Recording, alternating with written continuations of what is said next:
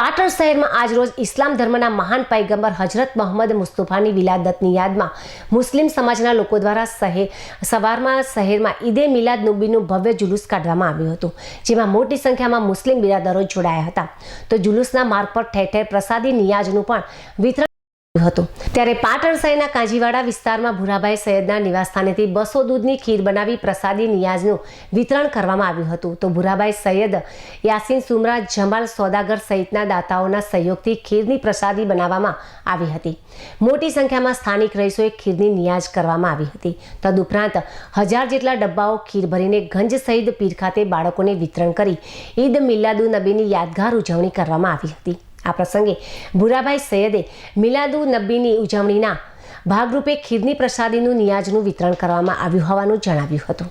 અમારા વિસ્તાર તરફથી ખીરનું વિતરણ કર્યું છે. નાના ભૂલકાઓને ખીર આપી અને એક પ્યાર અને મોહબ્બતનો સંદેશો પહોંચાડ્યો છે. અને અમારા નબીનો એવો એક પેગામ હતો કે સર્વ ધર્મને સાથે લઈ, સર્વ માનવ લોકોને સાથે લઈ અને આપણે રહેવું જોઈએ, ભાઈચારાથી રહેવું જોઈએ અને એકતાથી રહેવું જોઈએ.